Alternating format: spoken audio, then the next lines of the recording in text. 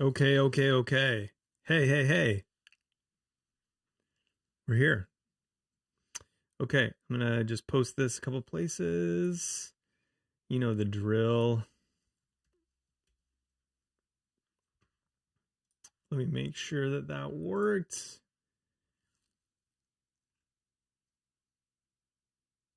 Looks like it did indeed. Okay, cool. Hey, hey, hey. Let me change this thing up. Gotta get some.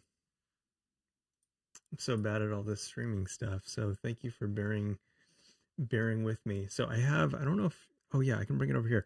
So I figure, since we're here and I'm doing it, might as well just kind of show you what I'm working with. I have this A10 Mini that I use for streaming. It's a super cool device. I super love it.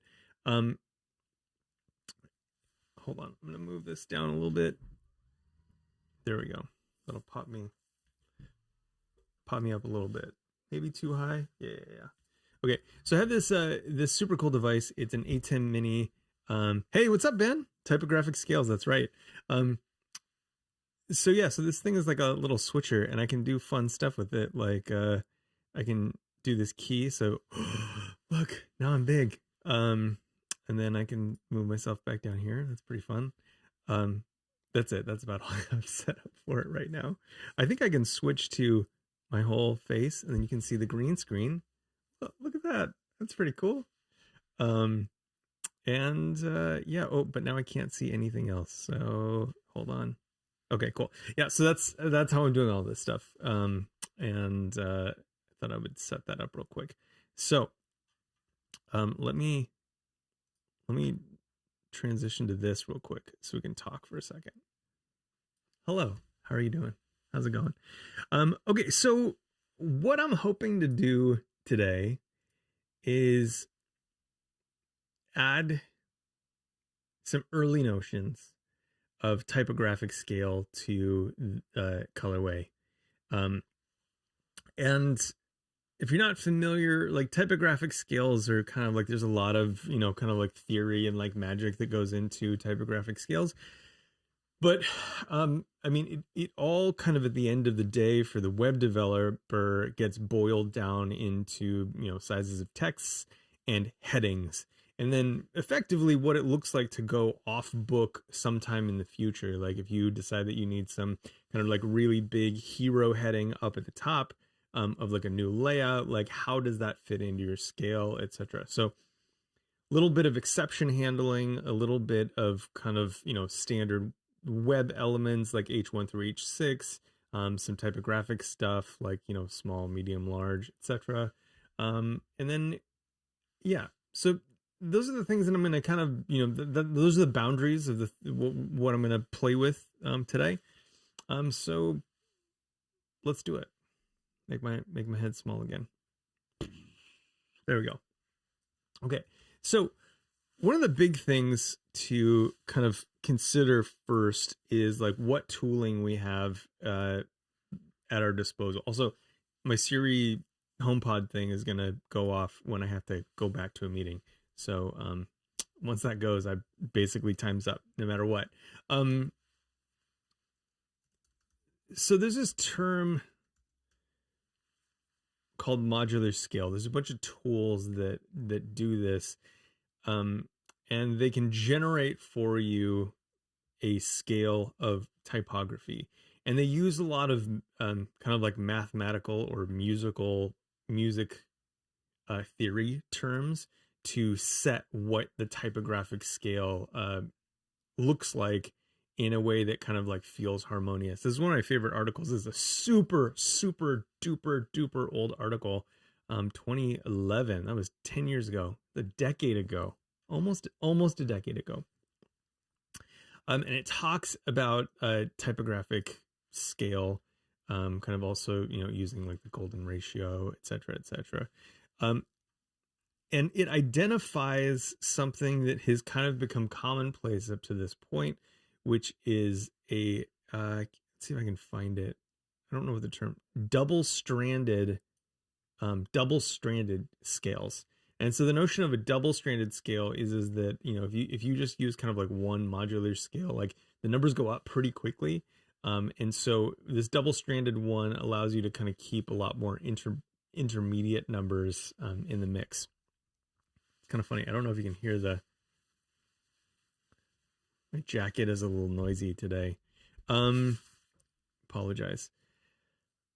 So yeah, so that's kind of the notion that's like, you know, permeated a lot of what we see and use today. This is the document that I think is probably a really good primer on these concepts. And one of the things that's come out of this are a lot of there's some tooling. So let's see. I think at the end of this they mention wow, it's a huge comment section. So books, I thought there was some tooling that they'd mentioned, maybe not.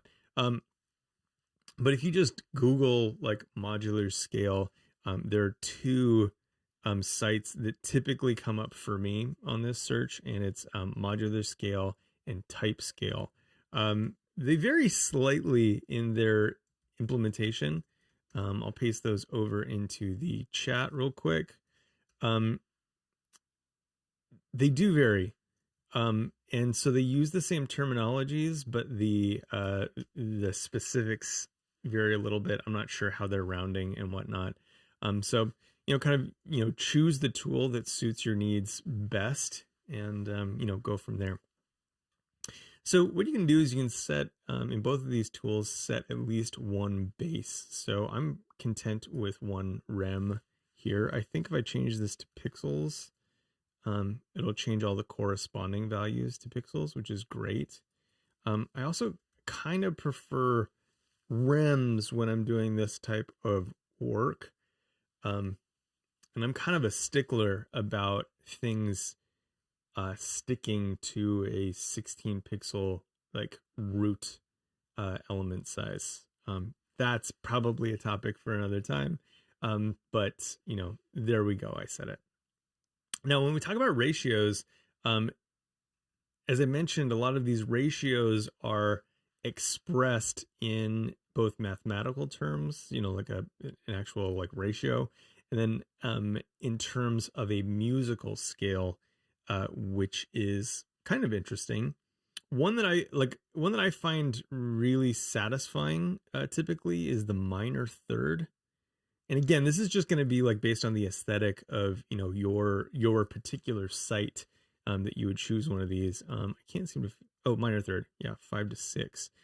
That's a scale that I tend to appreciate. Now you'll notice in this particular tool, the root or the base is set. You can identify it pretty quickly with this different color here. So we can see we go from, you know, 1 to 1.2 to 1.44 to 1.7. So these values are like pretty specific in kind of adapting to this scale. Okay, so we have that. And then, you know what, I'm just going to start, since I know that personally for a lot of my, like the sites that I work on, minor third is a pretty good, it's a fairly tight range, but it's a nice range for UI work. I think if you're doing something more dramatic, you know, like a flashy landing page, you would probably choose a more extreme system. Let me see what would be more extreme. So that is a very narrow one, ratio of 3. What about this 15, 16? No, that's super narrow as well. Minor 6th. Yeah, so that's a pretty extreme system, you know, between in, you know, 1, 2, 3, 4 steps from your base, you're already at 6 rem. So that's a pretty impressively stark change from step to step. So that'd be significantly more dramatic. So again, so I'm going to go to minor third, which is a 1.2 to 1 ratio, or 4 to 5 ratio. Okay. And then I'm going to check it out in the other one here as well. So it's set to major third right here. There's significantly less options, but the ability to customize as well. Golden ratio. It's kind of interesting. Hey, Alex. Welcome. Welcome back. And then, yeah, so I'm going to change this to minor third as well and see if we get different, different things. Now this one, I can choose a font with it. I'm just going to be using the system font by default.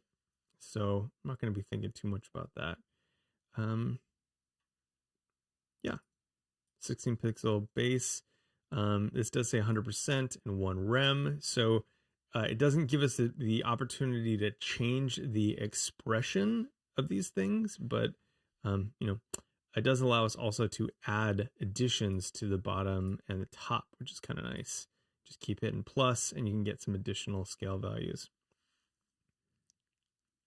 Yeah, so Alex says, love typographic scales like this.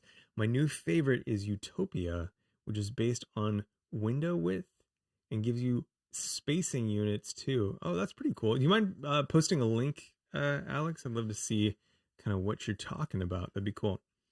Oh, interesting. So there's some interesting articles here about rem versus m, etc. Probably worth reading if you're not already familiar. So now this isn't quite getting me what actually, no, it does. It gives me those rem values. So we can do save for later. And we can kind of pull this if we want, pull over the example over here. Okay. Oh yeah, the people at Clear Left are pretty dang smart. Now I know that yes, so there is on this one.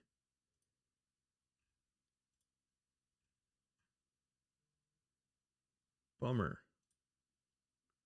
Install SAS plugin, web. So how am I supposed to export this? Looks like maybe I can't export it. I just got to copy the values. Okay, that's fine enough. So let's jump over into our code. What do we have here? Okay, so far what we have right now is a single heading out element that we're using. Now, this is going to touch a lot of concepts that I have for this library that like aren't fully implemented yet. So I'm not exactly sure which approach we're going to take, but I am going to start copying these in. Let's first add a story to this. So we have heading.mdx. That's probably going to be the best place to put this stuff right now.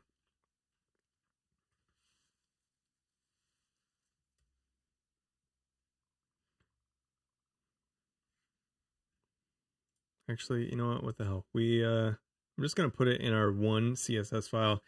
I kind of have this general feeling that like, if it's less than 100 lines, then it's not that hard to read. We just crested that, but a lot of this is kind of comments of old kind of example code. So I'm just going to throw it in here, see what happens. Okay, so what does this look like? So data heading can exposes a custom property, which can be like communicated down to, I guess. So when we create, so I'm going to create a set of examples from in our MDX file that actually use this specific scale, but we're going to do it in line and just communicate directly to that scaling thing to illustrate this. So we'll call this example modular scale.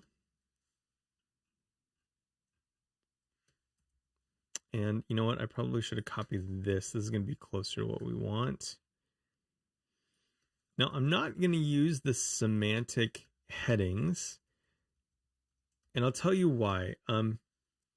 One of the kind of like key principles for me is that the semantic heading should not be tied specifically to a size.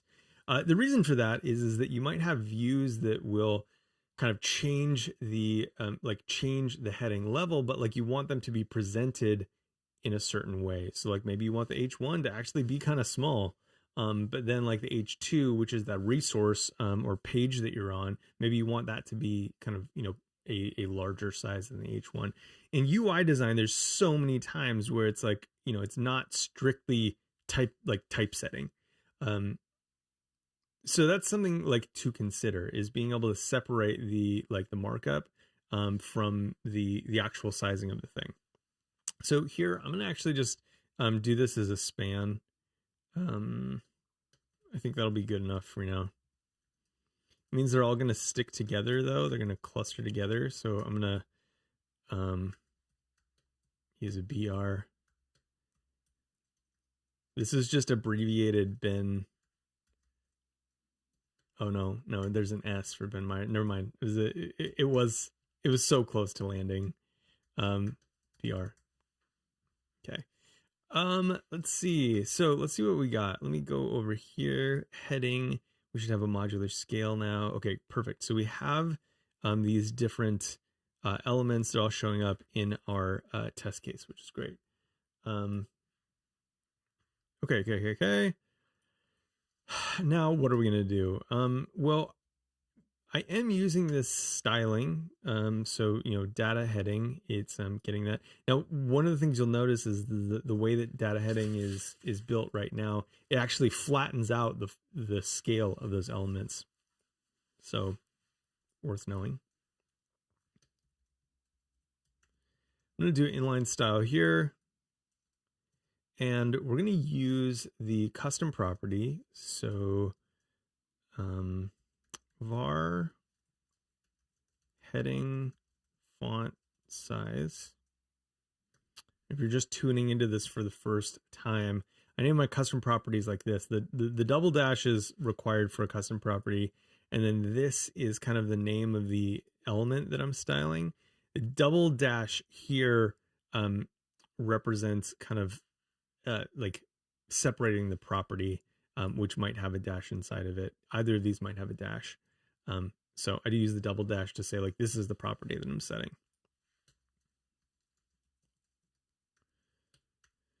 Now for this, we're going to start from, let's see how many steps we want. You know, we can just start going up and down. I'm going to set this as 0 because this is our base font size. So it's going to be 1 rem. Now I don't actually have to type 1 rem because it's default. It defaults to 1 rem here. But you know, so it goes. I like to be explicit. And then let's add a value above that. So this one's going to be the same thing, but it's going to be 1.2 rem. So that is the next level on our module scale.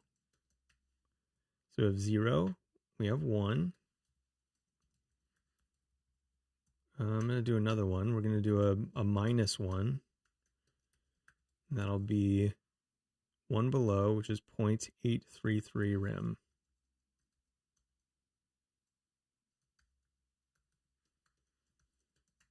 Okay.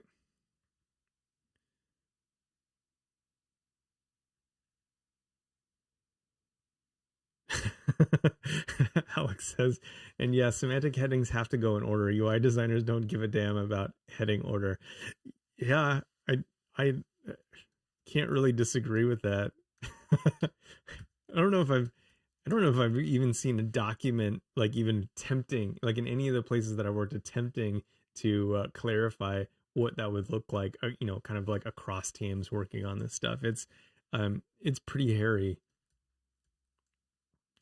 This is why, I mean, again, another possible tangent is why I really love views that avoid abstraction as much as possible. Like, sure, like, you know, abstract like all the, you know, the visual stuff and kind of the things that separate and the layout and all that kind of stuff. But like in terms of the guts, the thing that makes that page, like trying to keep all of it on page, like even the iterators and stuff that they would use, that they would communicate what elements that they're using. So you can look at that page in the code, be like, oh, like this H3 should actually be an H4, or like, you know, we don't have an H1 on this page, or like whatever. Anyway, so many tangents today. So many tangents. If you have any questions about that stuff, or if you yourself also feel a tangent rising in you, I'd love to know. What's your experience with that? Do you have, you know, do you have documentation and resources on how to, you know, do, you know, really well integrated headings, you know, through your app and through a page, or is it just kind of, you know, whatever the person decides goes?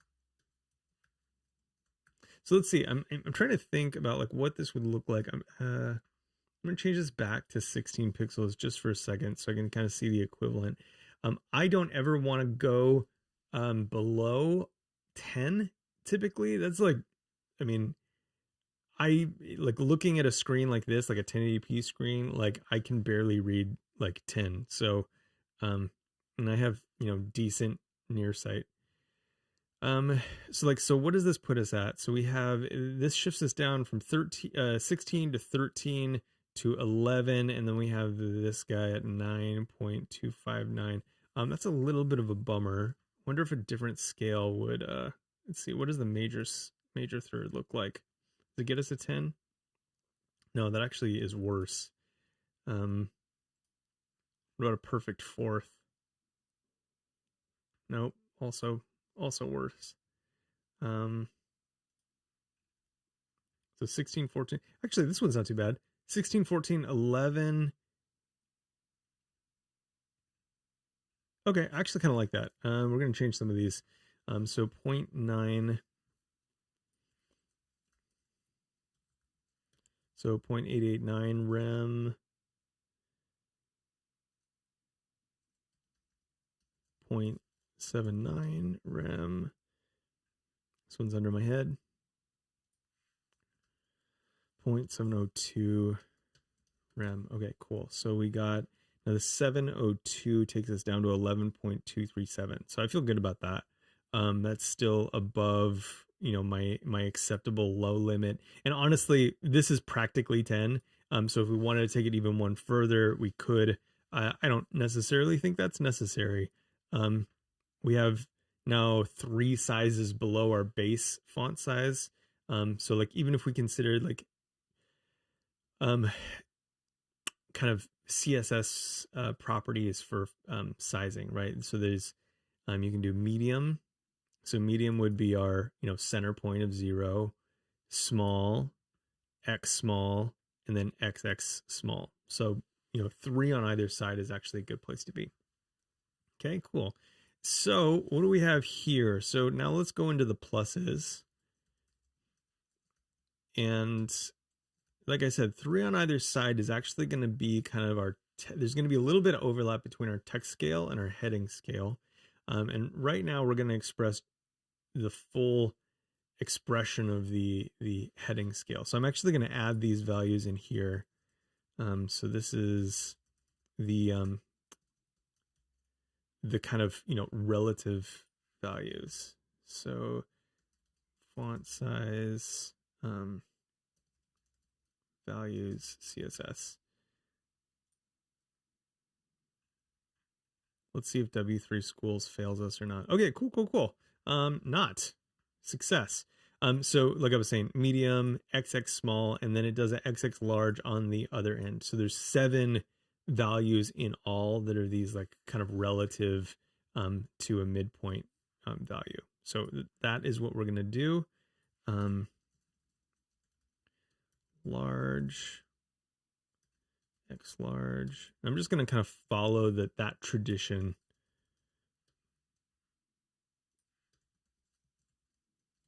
Small, X small, XX small.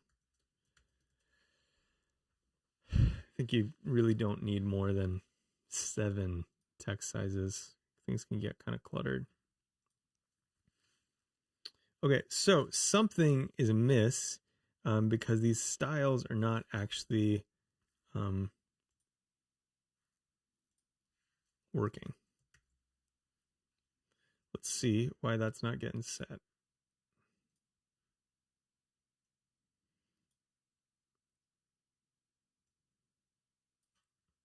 Okay, so the variable it is looking for is heading dash dash heading dash dash font dash size dash dash heading. Okay, so I'm doing something else wrong. So let's go to this first span here. Data heading. My style's not coming through. Why is that?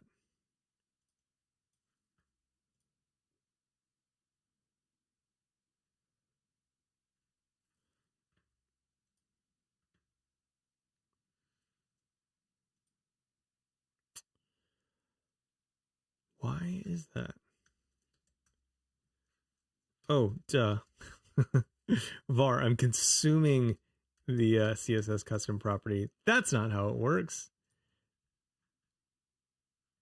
I don't know if it helped because I chose a bad example.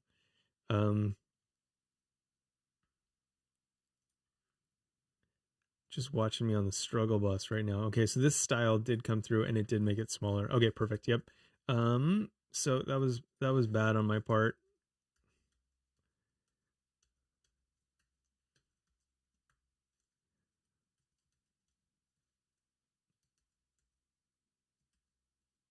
Ah, crap. Well, whatever. Okay, cool. So if I do that and then I add my breaks between each one,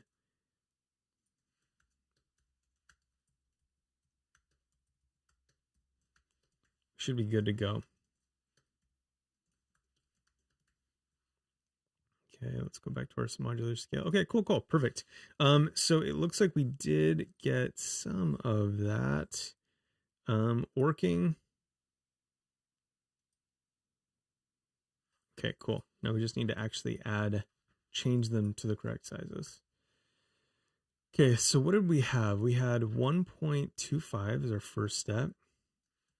25 is the first step, and then we have 266 as the second step, and we have 424 as the third step.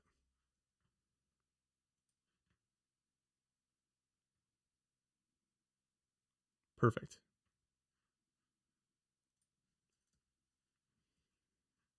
Come back to our example. Great. I'm gonna open this in the canvas so I don't have to keep scrolling. Okay, look, that looks really good. So we see our scale here. Everything seems to be in place. Good. Okay, so I can actually, well, I'll hold on to that.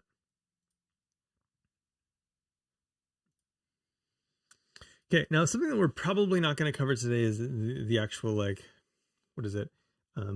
Line spacing of all of this, because that's really going to be a function of kind of like overlapping with elements. I find that in UI design, a lot of times the layout of these is being set by either like a flex element or like a display flex or display grid, in which case those like line height and whatnot either get in the way or they get ignored. And so I just kind of like to leave them off. Now something that I'll talk about just briefly. Sorry, I'm all over the place today.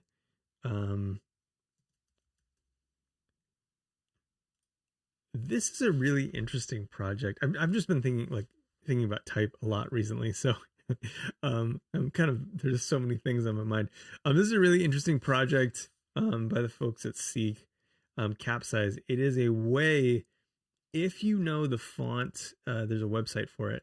If you know the typeface that you're going to use, so like let's say you use like a Google font or whatnot, you can remove the what is it, like You can set the X height to be like the capital letter size, which is super interesting. And it helps even further in what we were talking about with layout.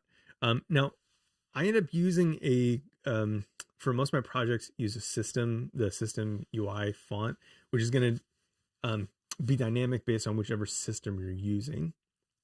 And unfortunately, there's not a way to do this and use a dynamic font at the same time, which is total warmer. Womp womp.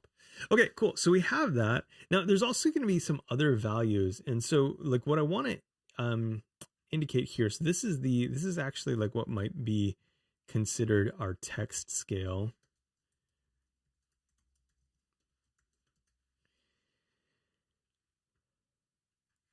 Oops, I'm going to go back to that doc now. Modular text scale. And then we might kind of choose a different inflection point or even a different like subset of points for our heading scale. So these are all kind of like harmonious together. And then I'm going to say modular heading scale. Now, I want them to be on the same modular scale, but it's totally possible that these could be like I said, like a subset. Like maybe I want it to be more dramatic.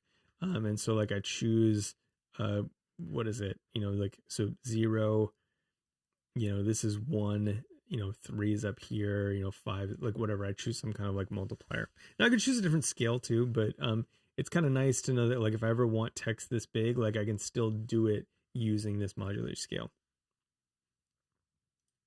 Okay, so let's just go totally linearly. We'll have to choose some kind of point, like what we want our headings to look like. Now, there's a question that you'll have to ask yourself, which is like, do you always want your headings to be larger than your text? Is it okay for it to be kind of at the like baseline text point, or can they even go smaller if you were to have regions of the page that are, you know, smaller?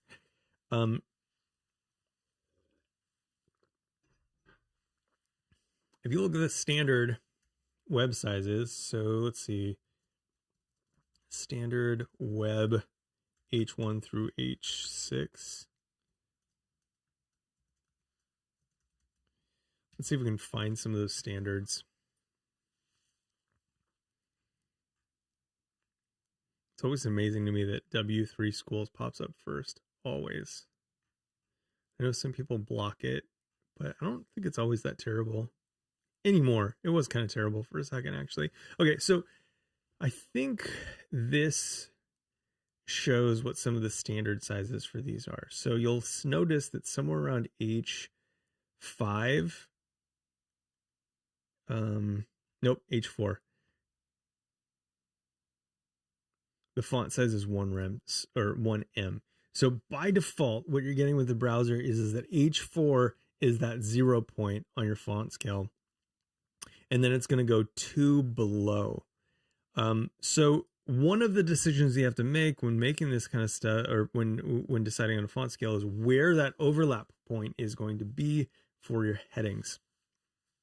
Now, I don't really care that much. I don't necessarily think that it matters. So I think that I tend to feel like 1 step below is probably fair. I cannot imagine a scenario where I want 2 steps below my regular font size for a heading. But that's just me. So let's do that. Or we can just do it like the web does. Why not? Now, for these headings, I'm going to delete these because the relative values no longer make sense. Because there's not like a center point for headings. It's a number that just kind of increases over time. So we could have headings that are, you know, at the very top of this scale. I don't know how many numbers away that is, but, you know, 105 pixels, or, you know, 7 rem. Man, that's got to be like 20 steps away or something in this particular scale. So I want to delete all notions of relative values because they just don't make sense. So it's going to be 2, 3.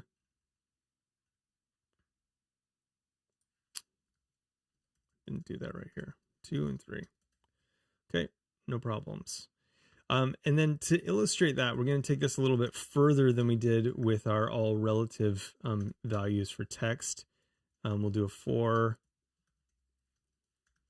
do a 5, and a 6, just for fun.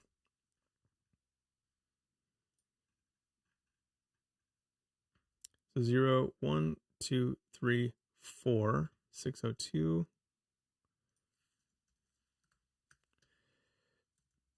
802 and 2.027. Now you'll notice this is a fairly compressed scale. It's not like super dynamic. Totally fine. Did I miss some BRs there? I definitely did.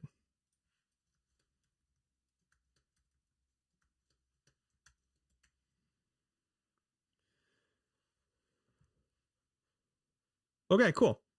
That looks about right. Okay. Now, you'll notice that this is actually kind of not directly, but indirectly inverted from the scale that we would have for like an H1 through H6. Those would be like something like, what would that be? This would be 4, this would be 3, this would be 2, and this would be 1. And then because they end, I guess you could do a 0, but then you couldn't really go a lot further than that. So I like thinking about these numbers in terms of like ascending on that scale. And we need to get to the point where we're mapping them to, I guess, those like, practical values inside of our app. Is this not like just a hilariously gigantic mug? Hydration. Okay. So we got that. Okay, so we have our numbers now, and we have them separated by both the kind of available heading scale and then the text scale, which is great. Now, right now, these only exist inside of this kind of this story and storybook, and so it'd be nice to start building up what those look like as abstractions using the AVO methodology that I call it. Okay. And again, I'm gonna open up the colorway CSS file.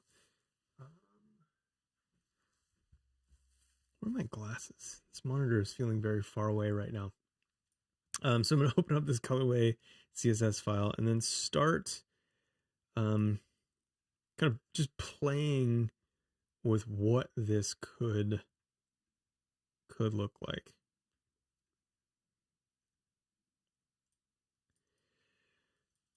So right now we have data heading, which opts us into the custom properties that we have here. Now, something that I'd be interested in is setting something at a higher level, like maybe on the body or in like a subset of the document that will allow me to actually describe the scale.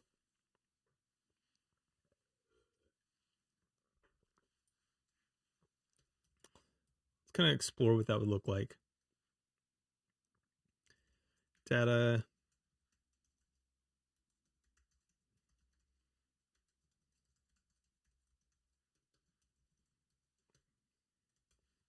Now, if you're not familiar with this kind of style of writing selectors, I do have a post on it on my blog, on my websites, chan.dev, and you can just look for these avocados.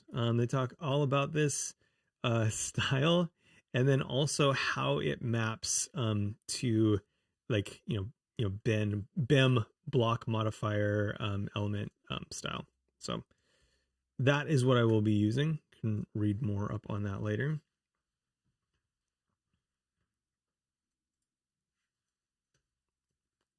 Now, I don't have SAS or anything installed here. So what this will look like is they will actually target these elements directly right here. So if I have an H1 element, let's map these out. So I know that H4 is going to be the one that maps specifically to 0 because we're trying to match things right here. Match the web standard.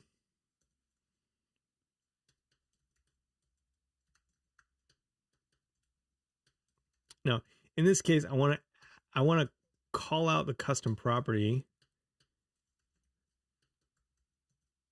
and size it by that. So this is actually going to be an element that has data heading and is also an H1. I can never quite decide if I like having the H1 afterwards. It doesn't matter in terms of it's making the match. However, I think I kind of think about it like as it's a data heading and then it happens to be an H1. I'm like further filtering the data headings instead of filtering the H1s by that heading. Again, it doesn't matter, but just kind of thinking it through. Okay, so heading size is that. We're going to continue this on. And this is all just in an effort to be able to cascade in some type of like selector that allows us to have these minor thirds applied specifically to like H1, H2, H3. So what is our H2? Oops.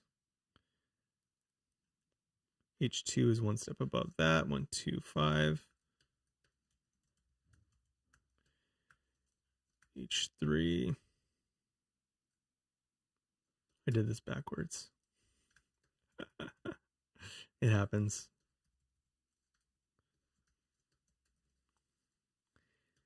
Anytime you flip a concept, there's some setup pains. And then H1, which is 424.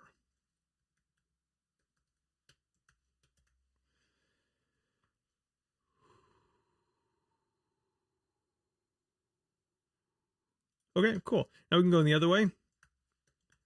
H5, which is 0.899. And H6, which is 0.79.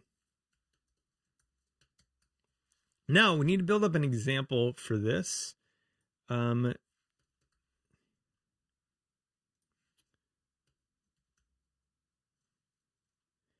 actually, I'm going to go up to this top again.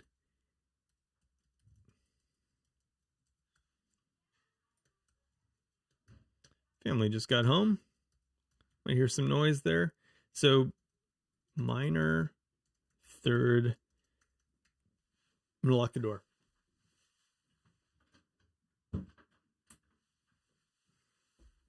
Okay, cool. Back. So minor third. What do we call this? Semantic headings. Okay, now let's go back over here. I should add this. Okay, and you'll notice right away that these are not sized, and that's actually as it should be. We don't want them to be sized because we always want to. We've set up the selector in such a way that we have to cascade this other selector in here. So data typographic scale is minor third. It didn't work. Maybe I got my selector wrong. Typographic scale minor third.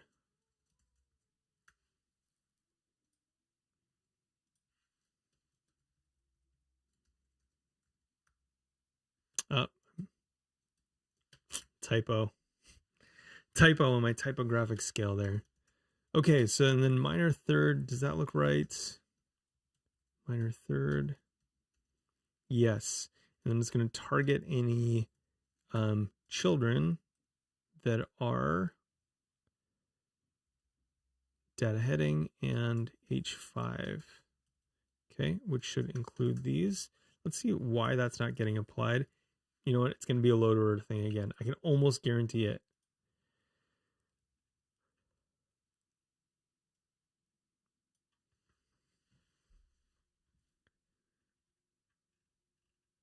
Interesting. Those CSS stylings.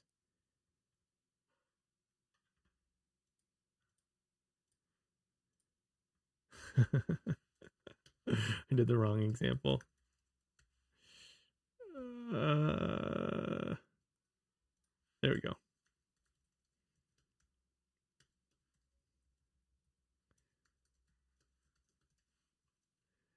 Let's go back to a fragment. Not that it matters.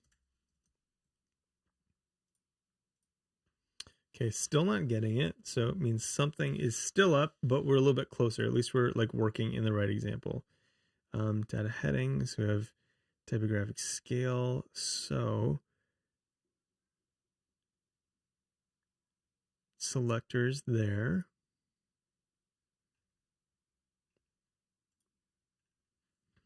Okay, let's make sure we don't have a load order problem. So these are all below data heading, so that shouldn't be a problem.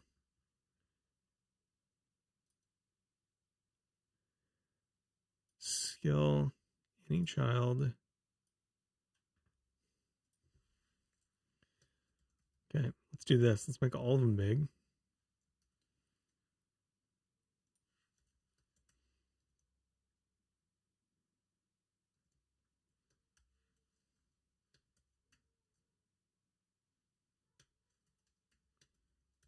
Maybe I lied to you. Those do need to come first. Wow. Today I learned. I really thought I could put the element afterwards. Apparently that's nuts. Okay, there we go. Now we're in business.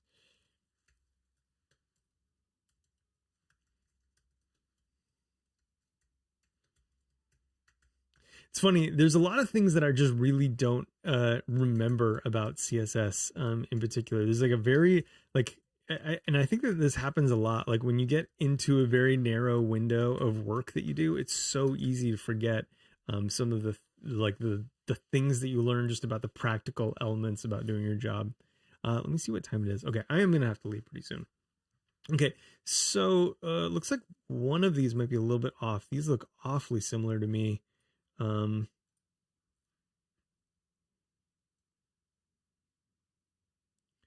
That would be 2 and 3.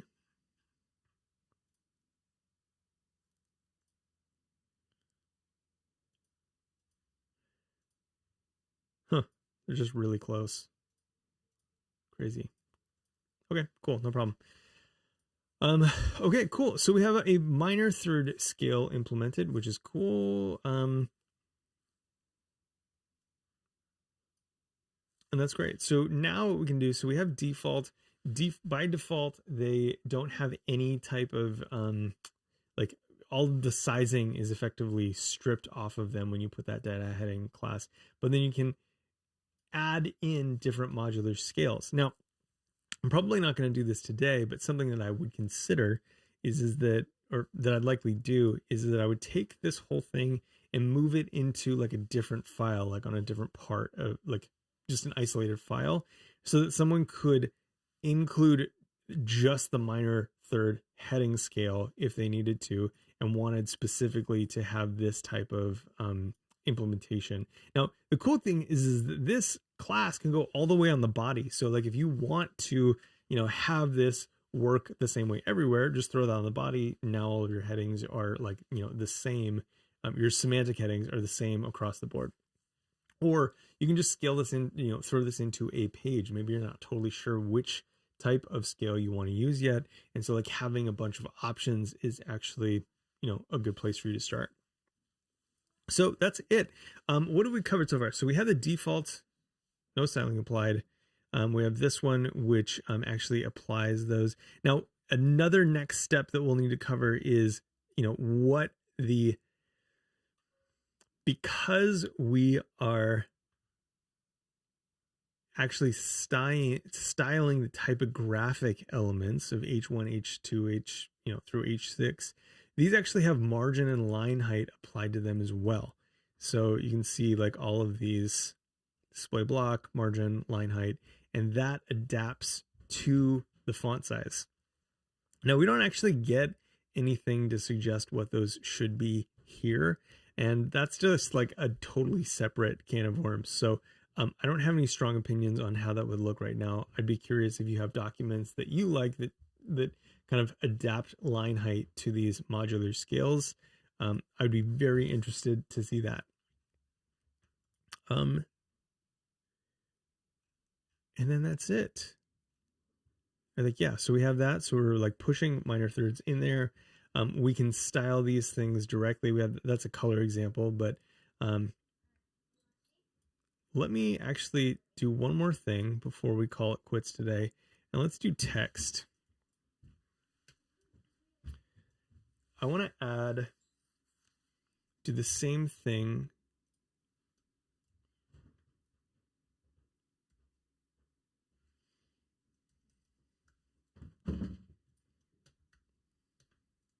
So do typographic scale minor third. And then I'll actually change this to any data text. And then we're going to further describe kind of like the API that we want on this. So if it's medium, and this could be a number of things. We could do like, size medium or font size medium if you wanted to be super deliberate. Actually, I might go with that. I might long-term change this as well. Okay, so font size medium is going to be 1 rem, and that'll be text font size. Okay, so I want to grab now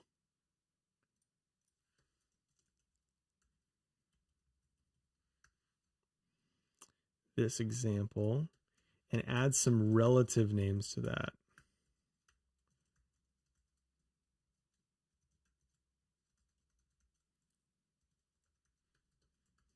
Again, I'm just kind of like exploring all of the options here. This is like not, we're not building like a robust, like single focus system here, but just something that has kind of the names that we can use to maybe adapt some of these things later on. Okay. So data heading, that's going to change for all of these.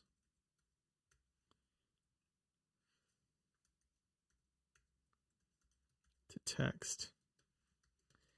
And then instead of this section here, we're going to roll that into our data attribute to make this XX large. So we're kind of defining an available API for someone to use instead of having to, like, in the current orientation, yeah, it's flexible, but you have to know these values and actually like apply them. So we want to put those into some type of style sheet that someone can use. Large.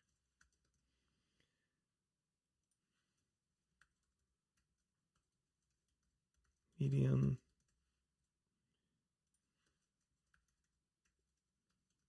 Small. Change this to extra small. This part of it is fairly tedious. And extra small. XX small, as defined by the web language. Okay, so let me find this example now. Relative API. Okay, so all of them are the same right now, and that's because we want to cascade this into a specific part of the document. Now, what does that selector look like? It's data. Oops. It's the same as the one above, which is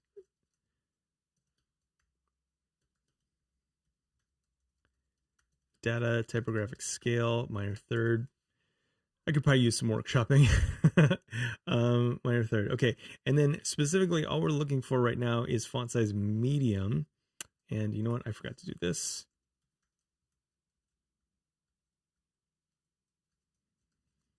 Font size medium. Now, that's not going to help us out too much because, well, we already had that information.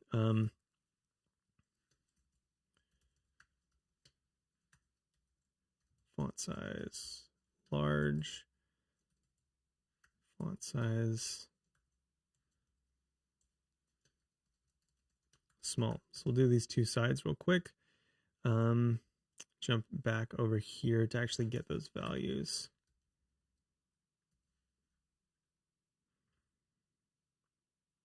Okay, so the large one is 1.25 and the small one is 0.89889. The 0 is not critical, but Prettier is going to add it for me anyway. And then we do start to see that taking shape. So this larger one was boosted up a little bit. Level 0 remains the same, and then level 1 starts to shrink down, which is awesome. Now, again, the benefit of this is perfectly flexible because we can just inline the style. This, we're just defining some type of like minor thirds API that can like regularly and reliably be used to scale something, for these views. But then also it's isolated specifically to, edges of the tree. So I can turn this off, and now all of those things go back to nothing. It's like they just don't care. Which means that theoretically we could add additional scales. You use multiple systems on the same page. That's not ideal, except for when you consider the possibility of migrating from one system to another in a staged migration approach. How close are we? Oh shoot, my meeting is in 5 minutes. It is definitely time to go. I think my alarm failed me. So, thanks for being here. I'm going to put the big face up again. Oh, hey. Hey, thanks so much for being here. Thanks for helping me kind of, like wind through some of this like typographic stuff as I, play with a lot of these ideas. If you had wanted to kind of see the final product, github.com Chantastic colorway, I think is where it is. I'll post a link here. It's not much to look at now, but it's, it's what it is. So that's it. If you are interested in kind of like building up these like design system type of things in a very like isolated, new and fresh way, hit subscribe and hit the bell thing. And I think you get notified whenever I go live, which is fairly inconsistent, but I'm hoping to be more consistent, probably around this lunchtime. We'll see. Anyway, thanks for being here. You're awesome. Peace.